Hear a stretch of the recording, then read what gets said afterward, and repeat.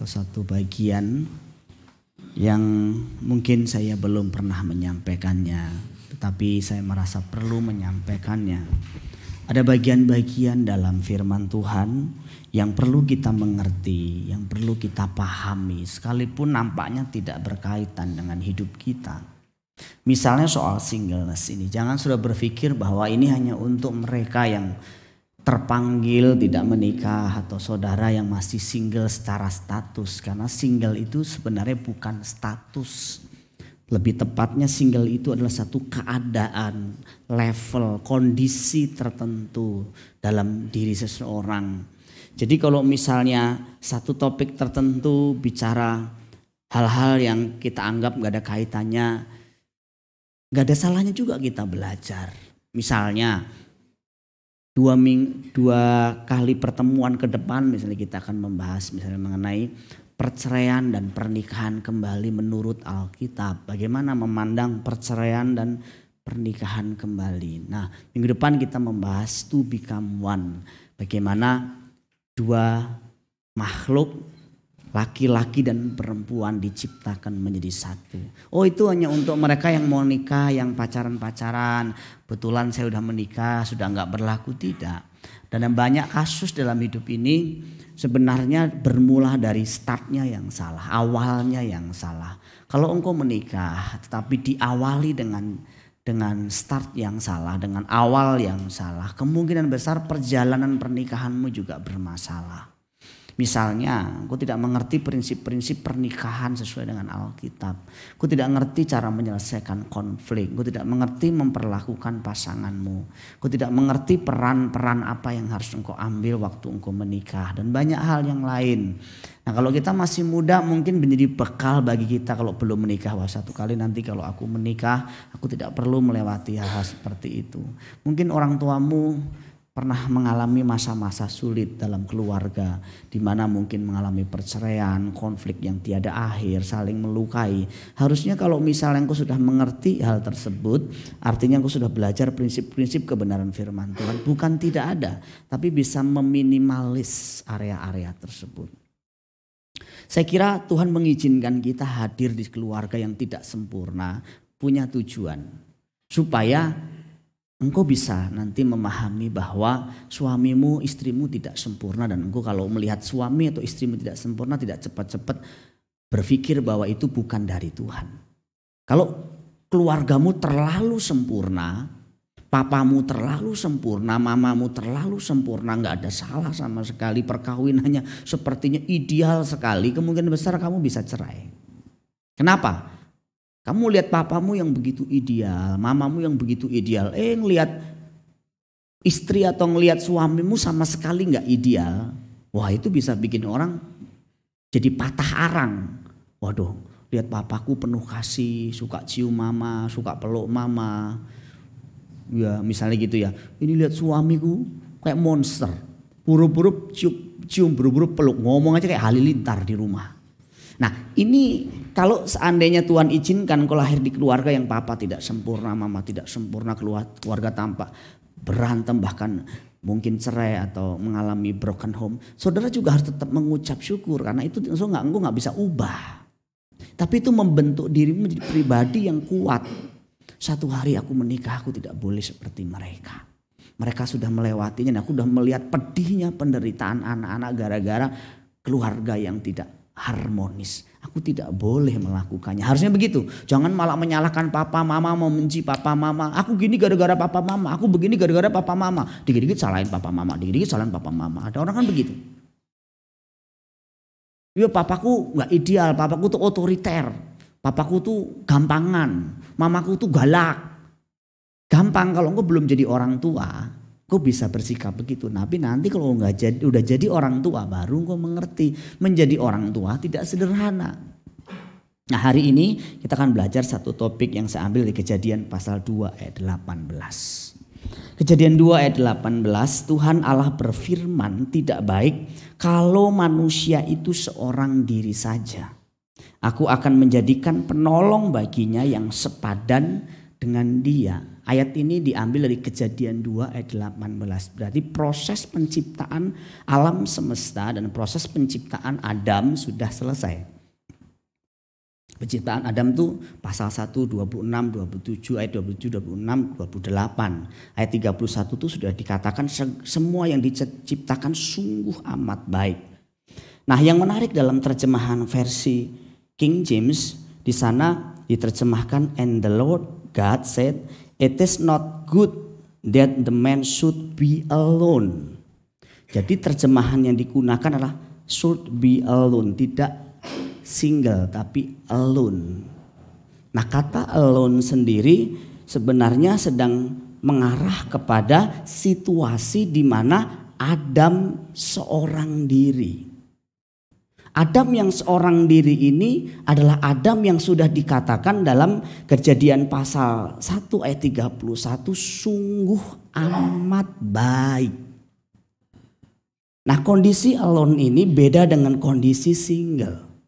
Kalau saya boleh buat perbandingan, alone ini bisa diartikan sendiri, eksklusif, terisolasi, menyendiri, bertapa, tidak ada teman, tidak berkomunitas. Sementara single itu punya arti lebih bagus, tunggal, mandiri, unik, utuh atau lengkap atau komplit dan sempurna. Jadi yang tidak baik itu adalah alone, bukan single. Adam itu sudah sungguh amat baik. Tapi kondisi Adam yang seorang diri, yang tidak punya teman, tidak punya pendamping, tidak punya untuk dia bisa berbagi, bercerita, itu tidak baik. Tetapi tidak dikatakan di dalam pesan tersebut bahwa tidak baik manusia itu kalau tidak menikah. Tidak ada ayatnya begitu. Jadi Tuhan tidak berkata tidak baik jika manusia tidak menikah. Tetapi jika manusia atau jika orang tersebut seorang diri. Kalau boleh saya gambarkan, bedanya antara alone dan single itu seperti gelas. 1 sampai 3 jenis ini. Kalau alone bisa kosong sama sekali, bisa setengah. Tapi kalau single itu kondisinya penuh. Nah, kita akan nanti belajar. Kalau saudara sebagai seorang yang sudah single, betul-betul sampai taraf singleness, di mana saudara pada taraf mandiri, utuh, lengkap, komplit, saudara seperti gelas yang penuh ini. Kalaupun saudara menikah nggak penting lagi, nggak ada pengaruhnya. Orang yang menikah karena merasa alone, merasa lonely, alone itu nanti dampaknya ke lonely. Akhirnya merasa kesepian, merasa gak ada teman, gak ada sahabat. Tapi kalau single belum tentu dia lonely.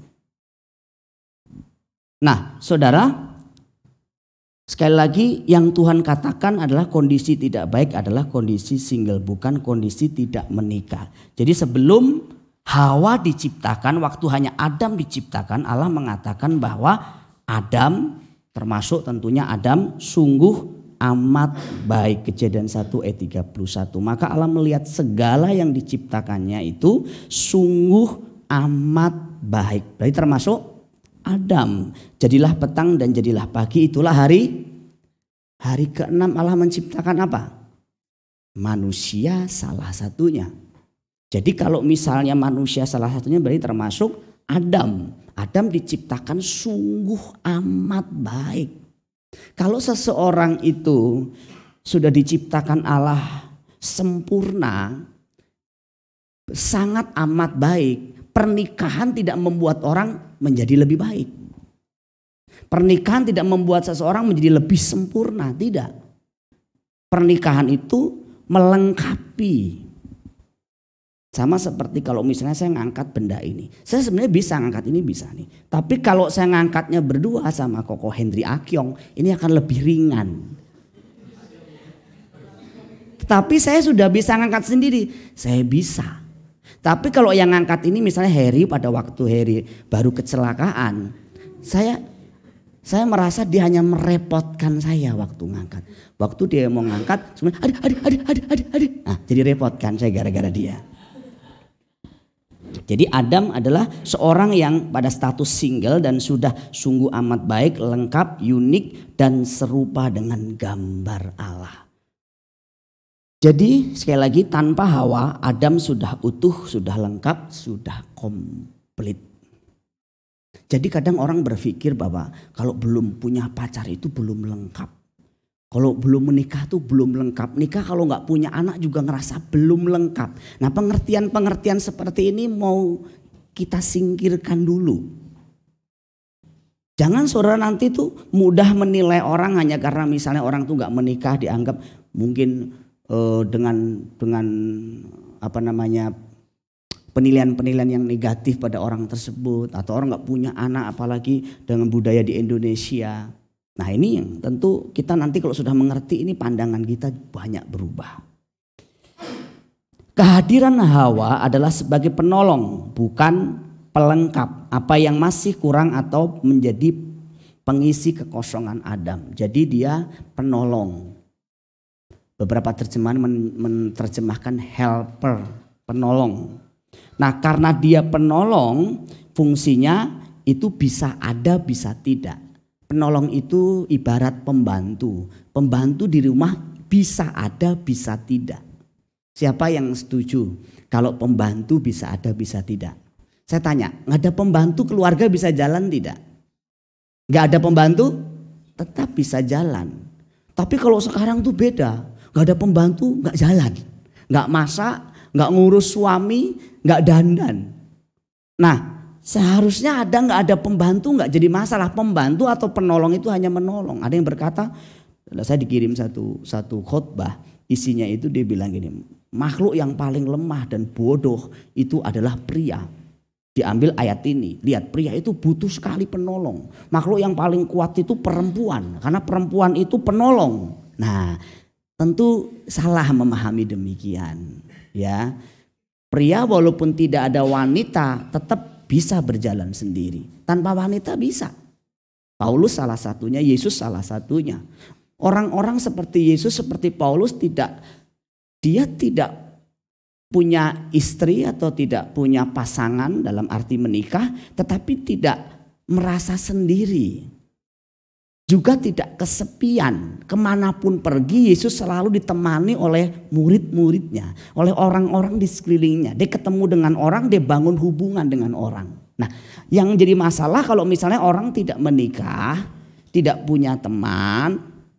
Atau sudah menikah tapi juga tidak punya teman. Udah membayangkan nikah itu nanti akan punya teman hidup. Namanya juga teman hidup ya. Selama-lamanya tidak kesepian. Tapi dengerin baik-baik. Kalau engkau menikah karena kau ingin pasanganmu mengisi kekosongan jiwamu, engkau salah. Makanya kalau saya tanya, nikah untuk apa? Ya supaya gak kesepian. Kau salah besar. Engkau masih alone. Engkau masih gelas yang kosong. Dan dalam taraf tertentu engkau akan terus menuntut pasanganmu memenuhi gelas yang kosong itu. Memang bahasa kasih yang tadi siang saya ajarkan bisa sedikit membantu mengisi tangki atau gelas yang kosong tadi. Misalnya seorang istri yang minta ditolong, minta diperhatiin, dipuji. Laki-laki bisa mengisi sedikit-sedikit gelas yang kosong. Tetapi mau seberapa banyak diisi kalau gelas itu terus kosong. Sebagus apapun suami memperhatikan istrinya selalu akan komplain, selalu akan kurang karena dia alone. Tetapi kalau dia sudah single artinya sudah penuh, sudah utuh, mau diperhatikan nggak perhatikan oleh suami, dia tetap tangguh, dia tetap kuat, dia nggak gampang kepahitan, dia nggak gampang sakit hati. Nah ini bedanya. Jadi kalau begitu kita sendiri harus mempertanyakan istilah belahan jiwa untuk pasangan itu kira-kira tepat apa enggak? Dia belahan jiwa saya, kira-kira tepat tidak? Kalau kita ngerti bahwa seorang itu jiwanya sudah lengkap, sudah utuh tanpa pasangan, sebenarnya belahan jiwa tidak tepat. Kalau boleh saya kasih gambar, misalnya apel ya. Kalau alone itu kan separuh, single itu penuh.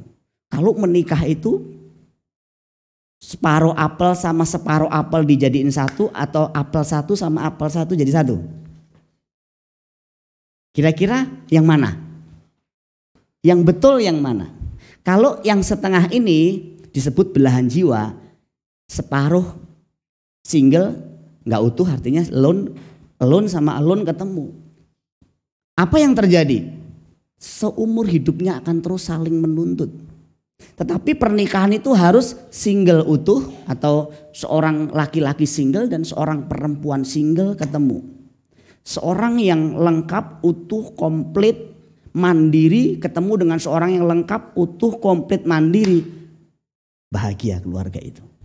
Dia nggak akan menuntut, dia hanya akan memberi pasangan kebahagiaan. Makanya anak-anak muda ya, kalau saat ini kamu ya mau berpikir mengisi kekosongan jiwamu dengan seks, dengan wanita, dengan pria, engkau salah. Engkau harus mengisi kekosongan jiwamu dengan Tuhan sendiri yang engkau hadirkan dalam hidupmu. Jadi waktu masih muda ini sebenarnya yang harus kau kejar itu adalah pengenalan akan Tuhan. Engkau beres dengan dirimu. Sampai satu titik tertentu engkau mandiri, engkau lengkap, engkau komplit, engkau utuh. Pada saat engkau sudah seperti tidak membutuhkan wanita, tidak membutuhkan pria, di saat itu sebenarnya engkau sudah siap untuk menikah. Terbalik ya. Jadi kesiapan seorang menikah itu bukan dalam kondisi lagi kesepian, lagi lonely, lu cari orang yang bisa ngisi kekosongannya. Salah, justru lagi gak kesepian, lagi gak fokus, lagi gak concern ke situ. Dapat Tuhan kasih dan di situ maksimal. Saya kasih contoh Adam. Adam itu waktu dia dikasih Hawa dalam kondisi yang ngapain? Tidur. Sebelumnya dia ngapain? Dia memelihara Taman Eden dengan segitu banyak kerjaan sendiri. Dia nggak mikir tuh siapa pendampingnya. Dia hanya mikir bagaimana mengelola Taman Eden, bagaimana bekerja, bagaimana dia fokus untuk melakukan mandat Allah. Dan Allah ngelihat. Kayaknya saya melihat kalau ada penolong, ada pendamping, mungkin akan bisa meringankan bebannya merawat, memelihara Taman Eden. Tuhan nanti ngelihat saudara yang belum punya pasangan. Dia lihat ini, saya lihat nih, siapa ya di sini? Kayaknya sudah mulai ada di book gitu ya kayaknya ya. Ini kayaknya sudah mulai di book nih yang ini. Saya ngelihat David misalnya ya. Wah, atau David sudah lumayan ya usianya. Tapi kalau Josie belum ya. Kalau Wulan belum. Oh, saya ngelihat kok David sendiri mengerjakan tugas-tugasnya sendiri. Saya ngelihat Dian bekerja keras, melayani Tuhan, melayani jiwa-jiwa. Wah, alangkah lebih baiknya aku kasih penolong yang nanti bisa mensupport pelayanannya, bisa mendukung pelayanannya. Begitu konsep pemikiran Tuhan. Bukan kayak kita kesepian kita cari cowok, kita kesepian kita cari cewek. Nah perhatiin orang-orang yang setiap kali putus terus kemudian cari cewek lagi, putus cari cowok lagi. Orang seperti ini mah gak ada habisnya. Makanya saya selalu kalau mentor orang ya, kalau orang itu punya masalah seperti kasus Ricky Chandra minggu lalu yang kesaksian. Kalau punya masalah di seks misalnya, dia jatuh bangun di dosa itu yang sama. Kalau saya mentor, saya pertama saya suruh putus dulu, itu yang pertama. Kalau orang sudah jatuh di dosa seks, mau dia hubungannya kayak gimana pasti saran saya putus dulu. Yang kedua, kalau dia sudah putus, dia jangan pacaran lagi dulu. Dalam jangka waktu tertentu dia harus hidup mandiri, tidak tergantung kepada pria atau wanita. Kalau dia pria tidak tergantung pada wanita, perasaannya harus betul-betul bergantung sama Tuhan saja. Mungkin awalnya gelisah, kayak sakau gitu. Kayak mungkin ya saya gak pernah ngerasain sih, tapi saya pernah melayani orang sakau. Jadi orang yang mungkin setiap kali putus dapat cowok lagi, dapat cewek lagi, kalau sekali tidak dapat, aduh kok lonely, kesepian, rasa kosong. Itu jangan dituruti. Jangan di feeding, jangan dikasih makan. Langsung cari cowok, langsung cari cewek. Nah orang-orang seperti dalam jangka waktu tertentu saudara makin liar, gak bisa dipuaskan. Makanya kamu saudara lihat nih, kalau orang sudah jatuh di situ dalam jangka waktu tertentu dia makin rusak, makin parah nggak bisa. Daging itu nggak bisa dipuaskan. Tak bisa. Jadi singleness dalam arti kondisi jiwa yang mandiri, lengkap, utuh, yang kebahagiaannya tidak bergantung pada orang lain seharusnya menjadi level yang dimiliki oleh semua orang baik yang nikah maupun tidak nikah. Sudah sampai level ini semua. Jadi kalau saya nggak nikah saya singleness. Kalau saya nikah saya juga singleness. Artinya satu hari saya udah nikah, istri saya, suami saya nggak perhatiin saya, nggak lakukan hal-hal yang luar biasa dalam hidup saya biasa aja. Saya nggak marah, saya nggak nuntut. Nah orang-orang seperti ini keluarganya cenderung bahagia. Tetapi saya melihat juga orang-orang ya suaminya nggak punya waktu 1 minggu ajak jalan aja dicakar loh, capik-capik tangannya. Mukanya dicapik-capik. Hanya gara-gara setiap hari Senin harusnya nonton ke mall. Sekali waktu dia nggak bisa nonton karena ada pekerjaan lain. Dicapik-capik, dicakar. Kenapa? Karena orang seperti ini dia menikah memang untuk mengisi kekosongan jiwanya. Menikah itu bukan untuk mengisi kekosongan jiwamu. Kekosongan jiwamu itu hanya bisa diisi oleh Kristus. Tak bisa.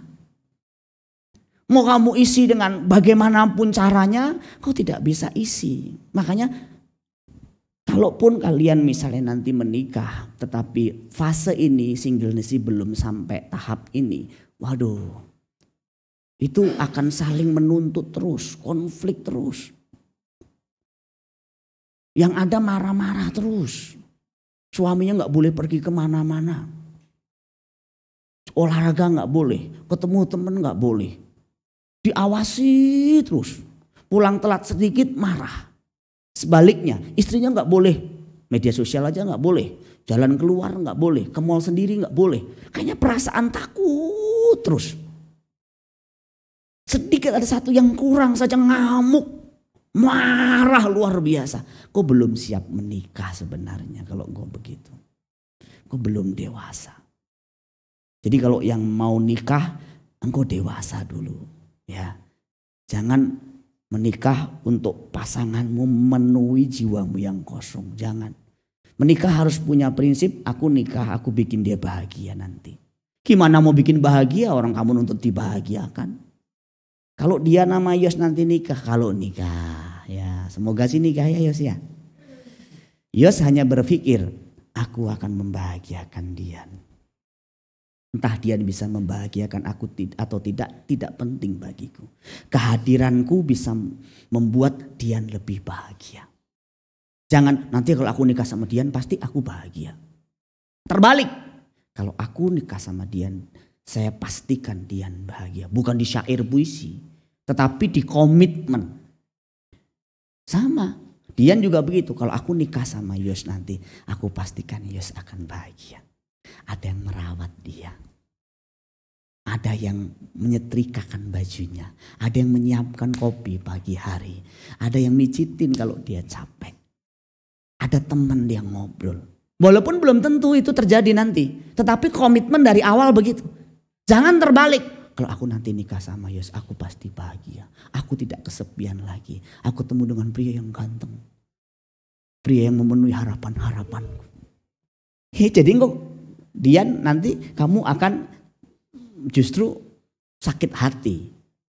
Aku nikah sama Yos nanti gak kesepian lagi. Yos jarang pulang. Pelayanan terus.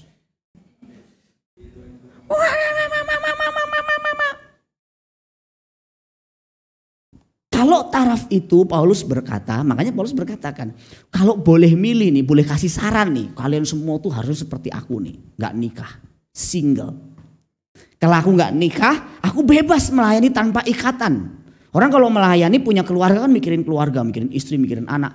Makanya saya bilang nih yang belum punya anak, belum punya pasangan artinya menikah, engkau bebas. Waduh, pakai kesempatanmu sebaik-baiknya melayani Tuhan. Dan kalau memang kau terpanggil tidak menikah, saya dukung. Serius, di gereja ini saya dukung saudara yang memang kalau gak menikah tetapi untuk melayani Tuhan. Bukan untuk karena ada faktor-faktor nih gak menikah kenapa? Sakit hati sama pria atau sama wanita. Trauma papa mama nikah cerai. Mau balas dendam, itu gak boleh gitu. Tapi kalau memang fokus mau melayani Tuhan saya dukung.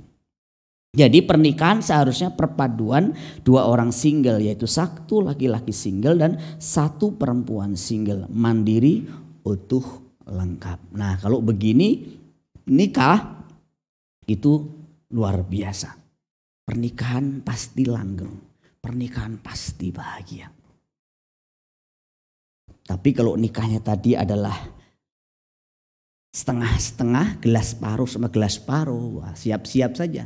Seluruh hidupmu akan dipakai mengisi gelas atau tangki kosong pasanganmu. Seluruh hidupmu. Cerewetnya dia, rewelnya dia itu akan kau tanggung seumur hidup. Tapi kalau udah terlanjur nikah gimana Pak? Nasi sudah jadi bubur, bubur harus dimakan. Supaya enak ditambah ayam rebus. Apa lagi? Cakwe, telur pitan ya. Silahkan ya, kamseng dong. Nah. Tapi kadang-kadang gak ada telur pitan, gak ada ayam. Hanya bubur polos, daun bawang. Setiap hari ngelihat orang ini sudah mulutnya bau, sudah mulutnya cerewet, sudah galak. Gimana nih ya? Waduh, sudah gak seksi lagi seperti dulu.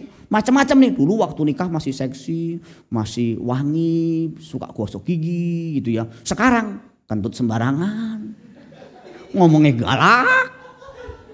Nah gimana kayak begitu tuh?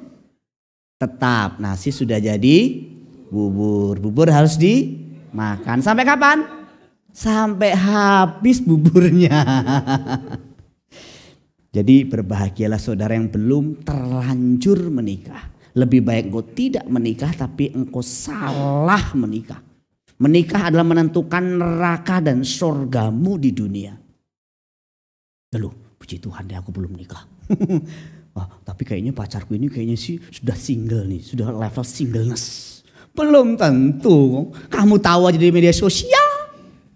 Kamu belum ketemu, belum ngobrol, belum tahu kalau dia marah. Belum tahu kalau keinginannya gak dipenuhi. Nah cara ngelihat orang itu sederhana. Kalau keinginan tidak dipenuhi dia marah tidak.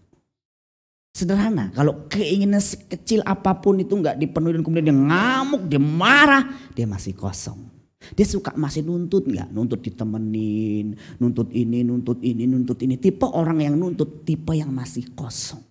Tapi kalau dia gak pernah nuntut, dia selalu melayani, memberi, mensupport, menolong.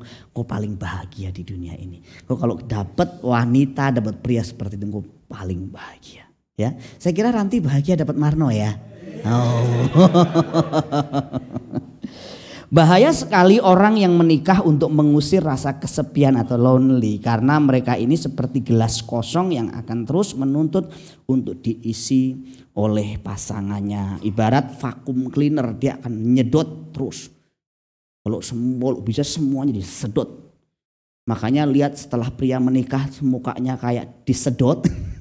Mukanya manyun. Padahal sebelum nikah dia seger. Wow, kayak seger gitu ya. Pelayanan kemana-mana fresh setelah nikah.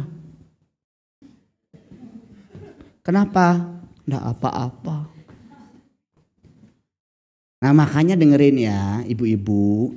Suamimu itu harus kamu perhatiin. Setelah menikah mukanya banyak manyun, stres atau bahagia. Engkau bertanggung jawab atasnya. Kalau muka suamimu itu banyak kayak beban berat, engkau harus bertobat. Kalau suamimu sukacita, senang, seger, berarti engkau sukses menjadi seorang istri. Harusnya begitu. Udah pulang, udah capek-capek, bukannya dipijitin, bukan dimasakin, dimaki-maki, dimarahin. Petak. Dari sore sampai menjelang pagi. Ada orang begitu, tapi di sini tidak ada. Yesus dan Paulus hidup sebagai seorang laki-laki single dan banyak pria juga termasuk janda-janda dalam perjanjian baru yang disarankan oleh Paulus untuk hidup single saja seperti dirinya. Jadi memang Paulus pernah ngomong, kamu sebaiknya seperti aku yang gak nikah. Tapi nggak semua orang dikaruniai seperti aku.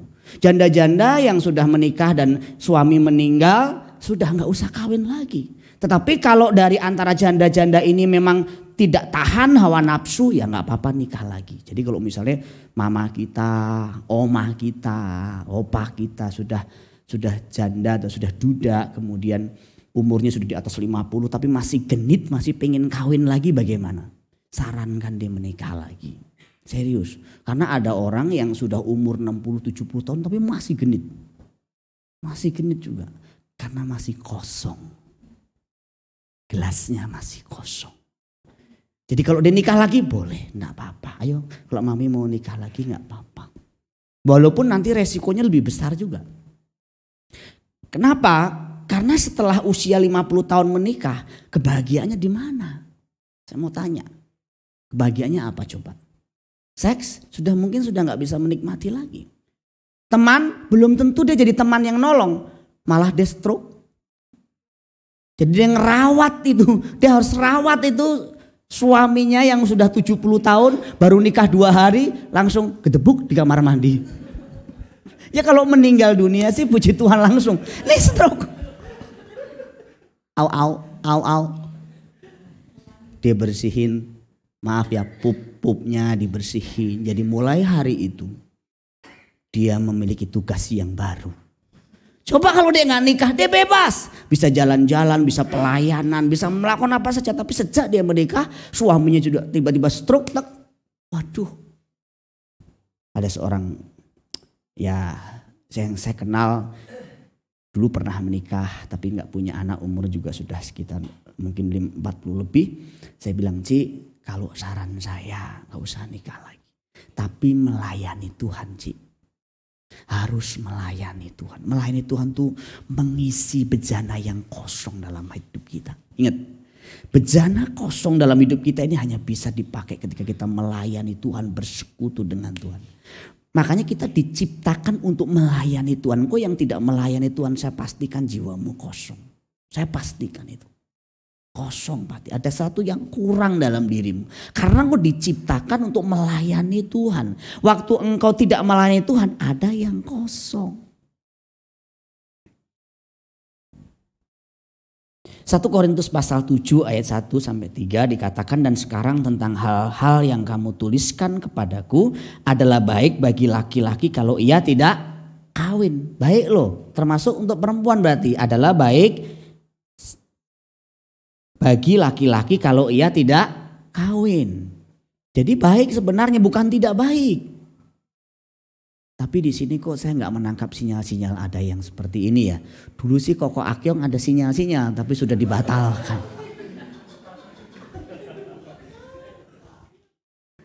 Mungkin Agung nggak ada ya, soalnya Agung juga kayaknya nggak ada tanda-tanda itu. Karena sebentar lagi dia juga akan. Di sebelahnya sudah mulai berbinar-binar, yes.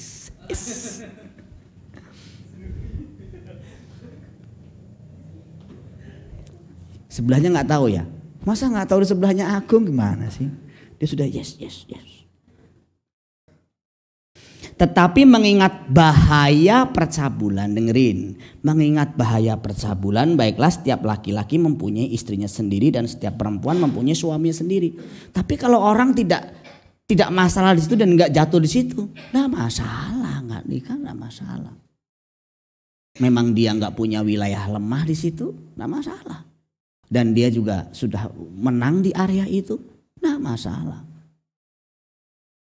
Hendaklah suami memenuhi kewajibannya terhadap istri, demikian pula istri terhadap suami. Nah ini masalah, nikah tapi tidak melakukan kewajibannya. Apa bedanya dengan nggak nikah? Kalau begitu nggak usah nikah sekalian. Saya dalam konseling pasangan-pasangan yang tidak melakukan kewajibannya saya tegur. Tak boleh. Itu kewajiban. Namanya kewajiban itu harus dilakukan secara rutin.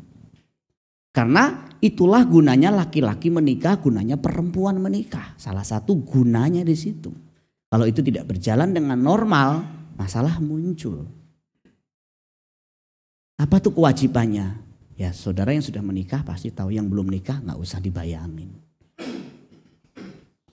Lompat di ayat 7. Namun demikian alangkah baiknya kalau semua orang seperti aku, single seperti aku.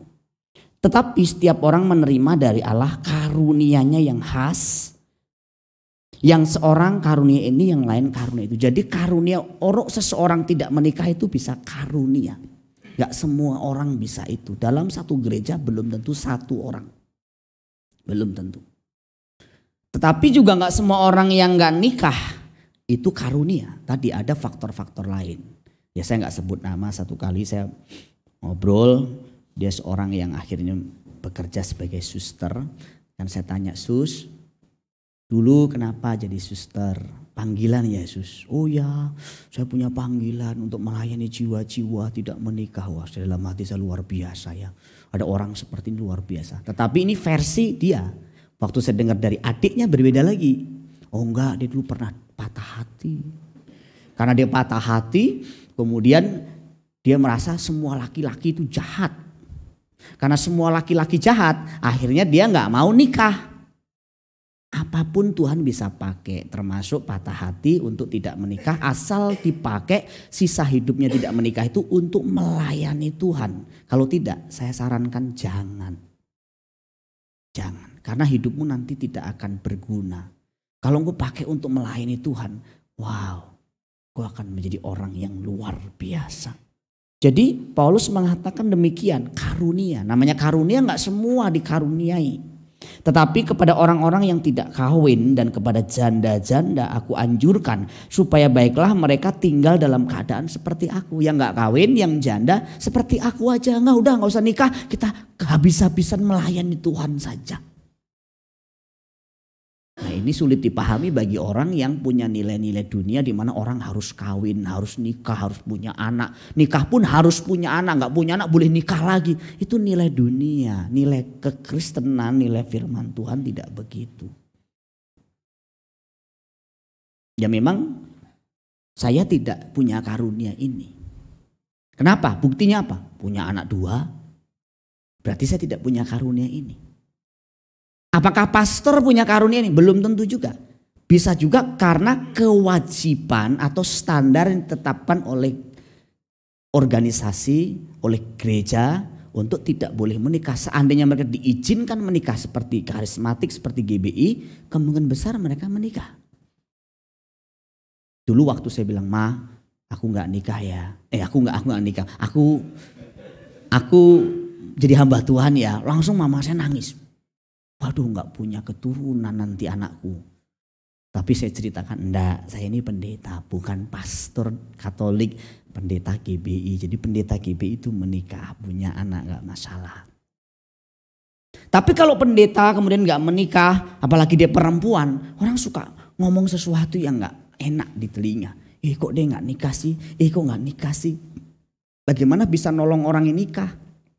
Kalau dia nggak nikah, gimana nolong nanti jemaat yang punya anak? Ada satu pendeta yang perempuan tidak menikah. Sekarang mungkin umurnya sudah 60 lebih. Dan dia punya jemaat juga yang banyak. Nah bagaimana tuh ngajarin jemaatnya mendidik anak? Tentu Tuhan kasih hikmat khusus bagi dia. Sama seperti Paulus. Jadi saudara tidak usah merasa kalau akhirnya memang terpanggil untuk tidak menikah, tidak harus menjadi seperti orang lain. Kita lebih baik meneladani Kristus, meneladani Paulus daripada kita tidak jelas meneladani siapa. Atau menikah karena harapan orang tua, harapan teman. Atau karena penilaian orang kita nggak enak. Ya sudahlah, karena orang ngomong gini, aku nikah dah, siapa aja boleh lah. Wah dulu filter banget tuh. Udah mulai umur, udah siapa aja boleh silahkan. Diskon sale 90%, siapa mau, boleh begitu. Saudara perempuan walaupun engkau mungkin umurmu sudah usia, engkau juga harus jual mahal. Cuman sayangnya ya saya harus ngomong ini. Perempuan-perempuan tuh kalau cinta mati sama laki-laki, apalagi laki-lakinya itu yang memang model dia banget gitu. Tipe dia banget tuh. Sampai diserahkan kesuciannya, sampai jangan. Engkau memberhalakan laki-laki itu. Laki-laki itu sudah menjadi berhala dalam hidupmu, gak boleh. Oh harus tetap jaga kesucianmu sampai pemberkatan, sampai Tuhan berkati engkau. Yang sudah terjadi, sudah jatuh ya bertobat sungguh-sungguh, jangan berbuat dosa lagi. Harus begitu, harus jaga betul-betul kesucianmu. Gak boleh jual murah. Gak boleh jual mahal sampai kapanpun. Sampai pendeta memberkati engkau. Kasihan kalau saya ngelihat yang menjadi korban rata-rata memang perempuan. Laki-laki kan gak ada bekasnya. Perempuan yang bekas. Yang kelihatan bekasnya, terasa bekasnya.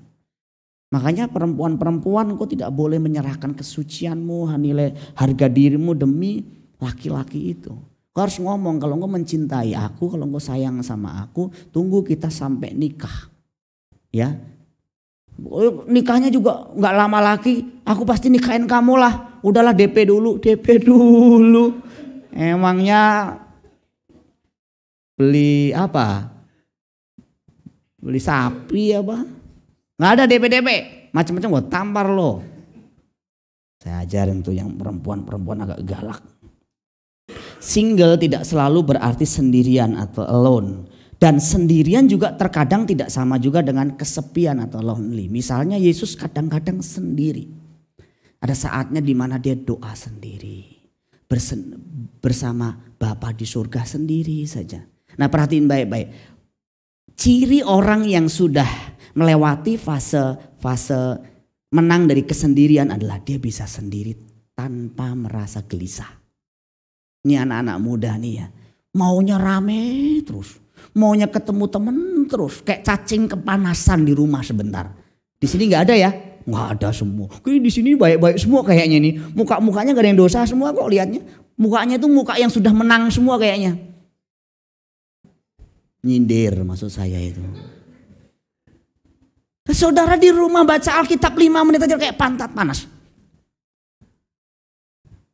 Coba saudara sendiri sama Tuhan, duduk nyembah dia, baca Alkitab. Kalau hari itu gak ketemu teman-teman tapi hanya ketemu Tuhan saja, gak masalah. Gak punya pacar, gak masalah. Ini anak sekarang ini saya juga bingung ya. Zaman dulu kayaknya kita pacaran kan dibatasi banget ya. Kita sekolah Alkitab apalagi saudara. Oh sekolah Alkitab ganas itu kita dulu. Bapak asrama kita, Pak Eras dulu. Yang pacaran bisa ditendang dulu. Bisa digampar dulu. Aduh sekarang anak SMP udah pacaran. SD kelas 5 udah pacaran. Nah kalau itu sudah terjalin bahwa sejak mudanya, sejak masih kecil, wah terus gede dia akan terus begitu. Putus ganti, putus nyambung, gantinya gitu, terus begitu. Terus gak ada habisnya. Nah sekali waktu engkau putus, coba gak usah cari pacar lagi. Melayani Tuhan. Isi kekosongan jiwamu dengan melayani Tuhan. Nih latihan mengisi kekosongan jiwamu yang paling bagus, melayani Tuhan. Serius, dengerin saya ulang-ulang, melayani Tuhan. Ada ibadah pagi, siang, sore, ada remaja kan. Kalau yang masih muda-muda, isi waktumu sebanyak-banyak untuk melayani Tuhan, gue gak akan rugi. Serius. Daripada gue gak jelas kemana, ngumpul sama teman-teman habisin uang dan malah kadang-kadang kamu masuk perangkap. Saya sarankan gue lebih baik melayani Tuhan. Di youth ada ibadah remaja, di teens kan, ada ibadah teens, ada ibadah remaja, ikut. Berikan dirimu di sana. Kalau kamu punya teman-teman komunitas yang baik itu bagus, yang mensupport, yang membangun, nilai-nilainya sama. Tapi kalau teman-teman merusak engkau, akhirnya wah minum-minuman, free sex, gonta-ganti pacar. Aduh, engkau harusnya nggak bersentuhan dengan hal seperti ini. Engkau harus cabut, engkau harus keluar dari lingkaran seperti ini. Kalau enggak, sampai matimu susah mau keluar. Tapi kalau Tuhan sayang sama dirimu, nanti Tuhan cabut kamu dari komunitas itu. Dan kamu akan dimasukkan di komunitas yang baru. Tapi penyesuaiannya juga susah banget. Makanya cara terbaiknya mentor. Ketemu mentor, minta dimentor. Minta dilayani. Ya, karena saya juga pernah merasakan gejolak begitu waktu muda. Kayaknya itu aduh, perasaan jiwa ini kayaknya, kayak apalagi kalau ceritanya teman-teman itu ya. Putus 1 hari langsung cari, putus 2 hari langsung cari. Apalagi yang punya wajah ya lumayan gitu, kayak Ricky Chandra, kayak Agung gitu. Agung dulu yang masih langsing gitu. Sekarang juga Kalau dia mau hitungan jam juga bisa, hitungan hari juga bisa. Kayak Yos ya, waduh putus 1 hari kayak cacing kepanasan udah cari yang lain. Nah sekarang putus ndak pacaran dulu, melayani orang tua dulu, bantu orang tua kerja belajar melayani Tuhan. Jadi saya katakan tadi Yesus sering sendiri tetapi dia nggak kesepian, dia tidak mengalami yang namanya lonely. Alkitab mencatat dan setelah orang banyak itu disuruhnya pulang, Yesus naik ke atas bukit untuk berdoa seorang diri. Ketika hari sudah malam ia sendirian, terjemahan yang dipakai he was there alone. Dia juga sendirian di sana, dia berdoa bersama dengan Bapaknya di surga. Dan ini suatu hari akan terbangun, kesendirian yang kondusif yang baik ini lama-lama mengisi jiwa kita yang kosong. Nyembah, baca Alkitab, nyembah, baca Alkitab. Itu membuat jiwa kita tenang. Pagi-pagi bangun, malam sebelum tidur. Jadi seperti nggak bergantung sama orang lain. Saya nggak ketemu teman-teman nggak masalah. Saya nggak ketemu teman-teman main yang di klub-klub nggak masalah. Saya merasa nyaman, saya cukup. Tapi ini nggak gampang juga kalau sudah terikat lama di situ, komoditasnya di situ, waduh. Ini lama, prosesnya panjang. Dan kasihan kalau akhirnya dia menikah hanya gara-gara pasangannya dijadikan seperti kayak bemper untuk menghilangkan kesepian. Kasihan tuh pacarnya, kasihan tuh istrinya, kasihan. Orang begini dalam jangka panjang juga akan terlukai. Pasangannya juga akan terlukai. Jadi single sejati, mandiri lengkap, utuh, menikah ataupun tidak menikah tidak masalah. Sama sekali tidak masalah. Seringkali pernikahan itu menjadi banyak masalah karena saya gambarkan seperti ini. Seperti telur. Saya pernah 1 kali buat telur. Telurnya 2 apa 3 karena saya mau makan sama Daryl sama Theo. Telur pertama saya buka, saya masukin langsung kan ke wajan. Terus kemudian telur kedua saya buka lagi, saya masukin lagi. Telur ketiga saya buka juga langsung saya masukin. Ternyata telur ketiga itu busuk. Seluruh adonan telur itu jadi rusak. Waduh, saya bilang, kalau saya tahu begitu, saya harusnya buka satu-satu, saya cium, baru saya masukin. Sama seperti pernikahan. 1 single, 1 alone, 1 sudah sembuh, 1 belum sembuh, ketemu. Pernikahannya seperti perang. Lelah, saling menyakiti, saling melukai bertahun-tahun, ujungnya ya terus gak ada jalan keluar. Dikit-dikit ngamuk, dikit-dikit konflik, dikit-dikit ngamuk, dikit-dikit. Jadi anakmu akan melihat pemandangan setiap hari papa mamanya ribut, papa mamanya berantem, papa mamanya saling menyalahkan. Anakmu akan melihat pemandangan drama setiap hari. Lalu apalagi piring terbang, TV terbang, pindah tempat maksudnya. Karena ada orang ngamuk TV juga bisa dibuang. Pukul, buak, gelas dibanting, buak. Anakmu akan lihat pemandangan setiap hari. Kok papa mamaku begini ya? Engkau telah menanamkan satu benih dalam anakmu. Perkawinan itu tidak enak. Dan suatu hari anakmu tidak mau menikah. Kenapa? Nah, lihat engkau selama perkawinan engkau terus seperti itu. Makanya sebisa mungkin kalau konflik saya anjurkan masuk kamar. Anak sudah tidur atau anak pas sudah sekolah ngomong. Dari hati ke hati ngomong, Pak aku sakit hati. Aku tersinggung dengan papa tadi sampaikan. Aku gak terima. Nangis di situ, marah di situ nggak apa-apa, nggak ada anak. Tentu juga nggak ada orang tua atau mertua. Ungkapin, nangis, nggak apa-apa. Tapi nanti bisa saling menyembuhkan, maafkan segera.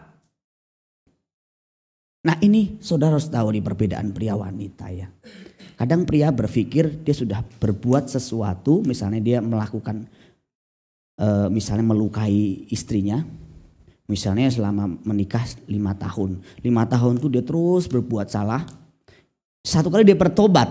Di tahun ke-5 dia bertobat. Dia sudah stop gak berbuat salah. Dan dia pikir saya udah gak berbuat salah. Di tahun keenamnya selama setahun dia nggak berbuat salah sama sekali. Tapi wanitanya kok belum berubah ya. Nah, wanita itu tidak seperti pria yang gampang memaafkan, gampang mengampuni, gampang lupa. Wanita itu makhluk yang paling halus di dunia. Kulitnya halus, bahasanya halus, maka disebut makhluk halus. Ini perbedaan yang tidak bisa dipahami oleh pria. Pria pikir kalau dia sudah nggak melukai si wanitanya, si istrinya selesai. Tapi si istri nyimpan semua arsip dengan baik. Tahun, bulan, tanggal, kejadian, tempat, semua itu lengkap. Diarsipkan dengan baik, setiap malam sebelum tidur dibuka satu-satu. Tanggal sekian dia pukul saya. Tanggal sekian dia usir saya dari rumah. Tanggal sekian dia maki-maki saya. Tanggal sekian dia ngomong saya wanita tidak berguna. Tanggal sekian bulan sekian tempatnya di sini dia permalukan saya. Hafal tuh, nggak dihapus tuh. Mulutnya bilang aku mengampuni kamu, mulut, hatinya belum. Nah makanya selama setahun itu pria proses menambal bekas luka. Nah bekas luka itu seperti kayak orang buat salah. Saya kasih gambar ya. Kalau misalnya ini paku, kalau engkau buat salah sama orang itu seperti kamu tancapkan paku bertahun-tahun. Nah waktu kamu udah berubah, kamu cabut pakunya. Pertanyaannya setelah dicabut apa yang terjadi? Ada bekas paku di sana. Nah bekas paku itu harus kamu tembel. Proses nembel itu nggak gampang. Sehari, 2 hari, sebulan, 2 bulan, setahun, 2 tahun. Ada wanita yang nggak ngampuni sampai 50 tahun. Ada. Makanya jangan pernah menyakiti perasaan wanita. Karena wanita itu makhluk pendendam di dunia. Sekali dia dendam, waduh dia bisa nyimpen. Jarang kalau pria udah selesai sudah lupa, dipikir udah selesai. Tapi enggak semua wanita begitu kabar baiknya. Ada wanita-wanita yang setelah selesai. Ada yang sebaliknya beberapa pria yang seperti itu. Disimpan. Ada juga begitu. Jadi kalau kita pikir kita sudah selesai, belum tentu. Kita sedang melukai, membangun luka. Terus jangka waktu tertentu luka itu makin menghangat, tak tersembuhkan. Kita pikir sudah sembuh karena dia tertawa-tertawa, sudah makan sama kita, sudah pergi bareng. Dia belum sembuh. Dia masih menyimpan luka itu. Menghangatkan luka itu setiap malam sebelum tidur. Makanya dengarkan baik-baik para wanita, ibu-ibu. Dengerin ya, kalau engkau tidak memaafkan suamimu, tidak mengampuni suamimu, engkau tidak pernah bisa bahagia dalam pernikahanmu. Percaya sama saya. Dan keputusan mengampuni memang dimulai dari keputusan mulut kita. Tapi harus mulai belajar untuk mengampuni secara total dalam bentuk perbuatan. Kalau suamimu sudah menunjukkan indikasi berubah, ya tunjukkan kamu juga mau memaafkan dia. Dia sudah memperbaiki diri, buka dirimu. Dan sebaliknya. Apakah saya pernah melukai hati istri saya? Pernah. Saya kadang-kadang tidak sengaja. Saya pernah melukai dia. Saya nuntut dia kurus dulu. Gak kurus-kurus. Yang pertama. Yang kedua, seingat saya pernah ngucapin satu kata. Kamu pekok. Tapi setengah canda. Saya pikir dia tertawa. Dia nangis. Terus dia bilang ini, papi tolong lain kali jangan ngomong itu lagi. Waduh, kayak rasa ditusuk-tusuk di sini. Jadi kalaupun akhirnya kita berbuat salah, cepat-cepat kita minta maaf. Ingat, perempuan itu memang tadi makhluk yang halus, menyimpan dendam, tapi juga makhluk yang kalau kita pria cepat meminta maaf. Nah ini juga satu rahasia yang saya pelajari dari istri saya juga. Wanita tuh kadang-kadang misalnya pria minta maaf terus dia nggak usah, apaan sih? Yaudah nggak boleh ya, yaudah jangan begitu. Dia cuman kelihatan fisiknya, gestur tubuhnya begitu, tapi hatinya berkata terus dong terus. Jangan menyerah, jangan suruh yaudah nggak mau ya sudah, jangan peluk lagi. Apa sih? Nggak usah, peluk lagi, nggak usah. Pelukan ketiga. Aku berserah. Jangan dipeluk pertama gak mau, sudah gua tinggal lo. Jangan. Dia cuman pura-pura. Makanya salah satu kelebihan wanita itu. Wanita itu kan sebenarnya tahu laki-lakinya gombal. Waktu ngomong, mama cantik deh.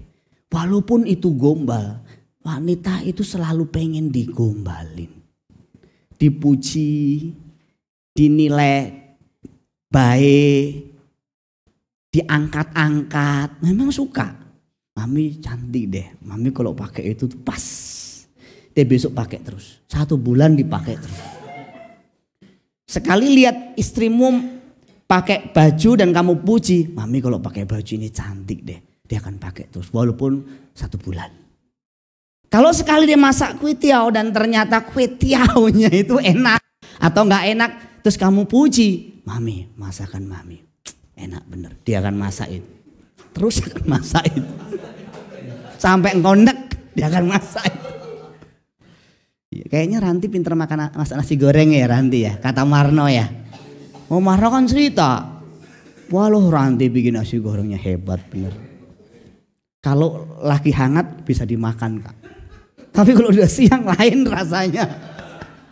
Terus kamu puji gak? Oh iya dipuji.